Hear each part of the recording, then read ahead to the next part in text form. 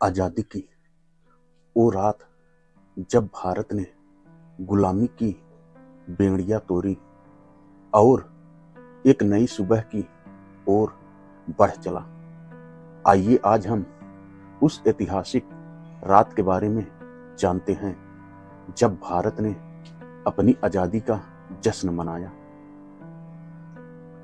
नमस्कार दोस्तों, मैं आपका दोस्त चंद्रकांत।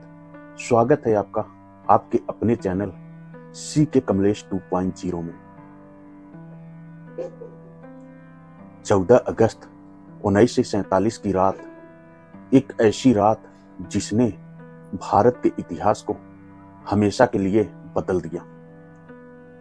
इस रात भारत और पाकिस्तान दो अलग अलग देशों के रूप में अस्तित्व में आए। भारत के पहले प्रधानमंत्री पंडित जवाहरलाल नेहरू मजहब के आधार पर मुल्क को बांटने के खिलाफ थे, लेकिन मोहम्मद अली जिन्ना ने कहा कि भारत के मुसलमानों को अपना अलग देश चाहिए। जिन्ना देश के बंटवारे के बाद पाकिस्तान के गवर्नर जनरल बन गए। बंटवारे की वजह से लगभग 10 लाख लोगों की जान चली गई थी। सरहद के दोनों तरफ से लगभग 1 करोड़ लोग भारत और पाकिस्तान चले गए। एक आंकड़े के मुताबिक उस समय यह दुनिया के इतिहास का सबसे बड़ी संख्या में लोगों का विस्थापन था। 14 अगस्त साल 1947 एक वह तारीख है जो भारतीय इतिहास में काले दिन के तौर पर याद की जाती है। इस दिन भारत के 2 टुकड़े हुए थे। कहने को तो यह केवल जमीन का बंटवारा था, लेकिन इस बंटवारे का इतना भयंकर परिणाम होगा यह शायद किसी ने सपने में भी नहीं सोचा होगा। 14 अगस्त 1947 के दिन ही दुनिया का सबसे बड़ा विस्थापन हुआ था। 1 करोड़ से भी ज्यादा लोगों को अपने जमीन जायदाद को छोड़कर भागना पड़ा था। लाखों लोगों की जान गई थी। हजारों परिवार बर्बाद हो गए। 14 अगस्त 1947 को ही अंग्रेजों ने भारत के 2 टुकड़े किए थे और दुनिया के नक्शे पर एक नया देश उभरा था जिसे पाकिस्तान नाम दिया गया। अंग्रेजों ने भारत पर लगभग 200 साल राज किया था, लेकिन वह जाते जाते भारत को एक ऐसा जख्म दे गए जो नासूर बन गया। यह जख्म आज भी भारत के लिए परेशानी का सबब बना हुआ है। आपके जानकारी के लिए बता दें कि सनी देओल की फिल्म गदर 1 आप सबने जरूर देखी होगी, जिसमें आपने देखा होगा कि कैसे पाकिस्तान से आने वाली ट्रेनों में हिंदुओं और सिखों की लाशें भर भर कर आ रही थी। आप शायद सोच रहे होंगे कि यह केवल फिल्मी कहानी थी, लेकिन वह कहानी बिल्कुल सच थी। विभाजन की वजह से दोनों तरफ जबरदस्त मारकाट हुई थी। लाखों लोगों को मौत के घाट उतार दिया गया था।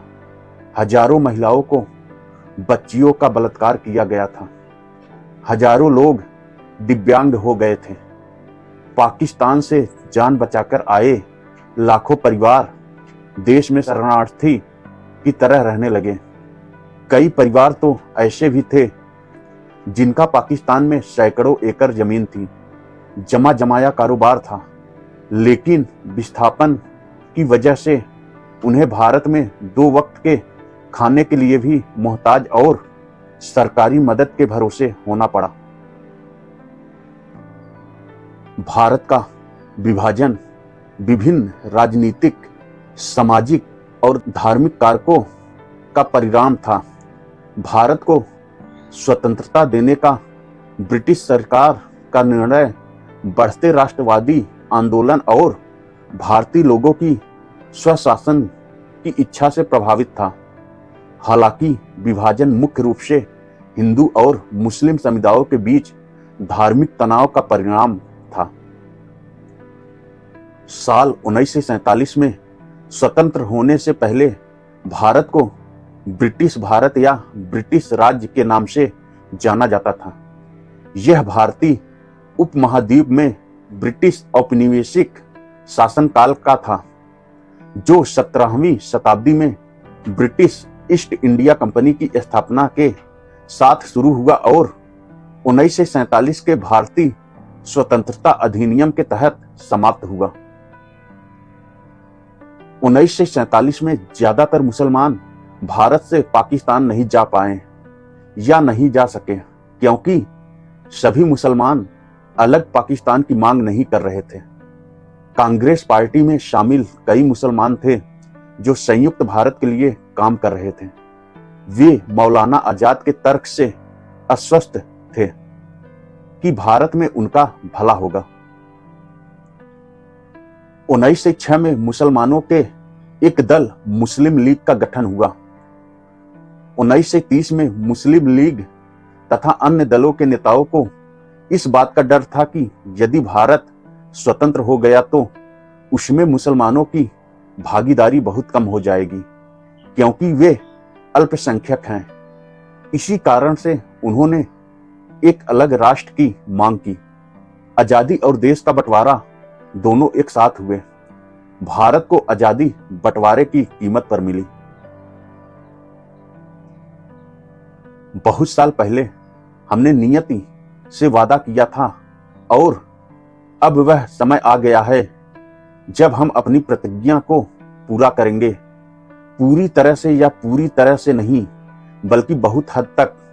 आधी रात के समय जब दुनिया सो रही होगी, भारत जीवन और स्वतंत्रता के लिए जागेगा।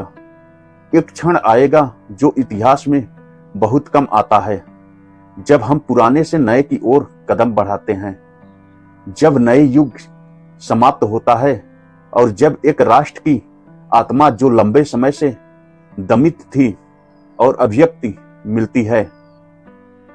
हमारी पीढ़ी के सबसे महान व्यक्ति की महत्वाकांक्षा हर आंख से हर आंसू पोंछने की रही है। यह हमारी पहुंच से बाहर हो सकता है, लेकिन जब तक आंसू और पीड़ा है तब तक हमारा काम खत्म नहीं होगा और इसलिए हमें अपने सपनों को साकार करने के लिए मेहनत और काम करना होगा और कड़ी मेहनत करनी होगी। वे सपने भारत के लिए है, लेकिन वे दुनिया के लिए भी है। यह पंडित जवाहरलाल नेहरू के ट्रिस्ट ऑफ डेस्टिनी भाषण का एक अंश है, जो उन्होंने 15 अगस्त 1947 को लाल किले पर दिए थे। विभाजन को बड़े पैमाने पर सांप्रदायिक हिंसा के रूप में चिन्हित किया गया था। इसके अलावा विभाजन के कारण ही कश्मीर समस्या की उत्पत्ति हुई और उसके परिणाम स्वरूप पाकिस्तान के साथ युद्ध भी हुआ था। साथ ही भारत को बड़ी संख्या में शरणार्थियों को पुनर्वास प्रदान करने की आवश्यकता थी। स्वतंत्रता के समय भारत में लगभग 80% या लगभग 250 मिलियन आबादी गरीब थी। अकाल और भूख ने भारत को अपनी खाद्य सुरक्षा के लिए बाहरी मदद लेने हेतु प्रेरित किया। एक नए स्वतंत्र भारत, जिसे मुख्य रूप से रियासतों को आत्मसात करने से उत्पन्न चुनौतियों के कारण देश की एकता और संप्रभुता को बनाए रखने की आवश्यकता थी। भारत में स्थिर कृषि और निम्न औद्योगिक आधार जैसे समस्याएं मौजूद थी।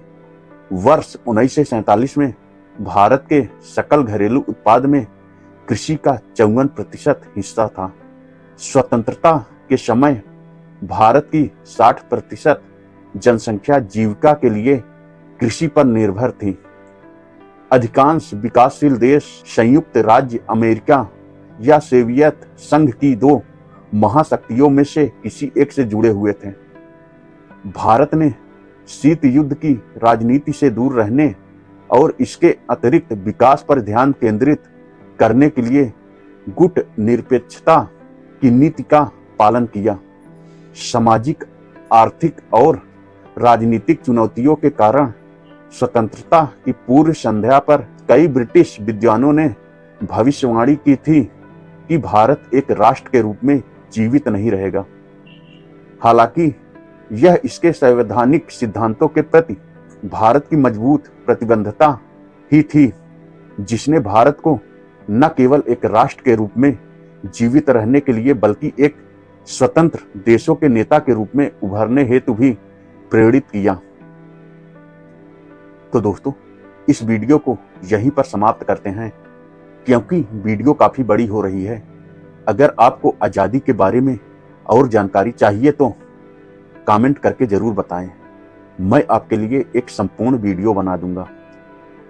आजादी की यह यात्रा आसान नहीं थी, हमें कई कुर्बानियां देनी पड़ी, लेकिन आज हम एक स्वतंत्र राष्ट्र के रूप में खड़े हैं। आइए हम इस आजादी को संजोए और देश के विकास में अपना योगदान दें। आशा करते हैं दोस्तों कि आज की हमारी यह वीडियो आपको बहुत पसंद आई होगी। अगर वीडियो अच्छा लगा हो तो वीडियो को लाइक करें, चैनल को सब्सक्राइब करें और वीडियो को शेयर करना मत भूलिएगा। मिलते हैं फिर किसी नेक्स्ट वीडियो में। तब तक के लिए नमस्कार दोस्तों। जय हिंद, जय भारत।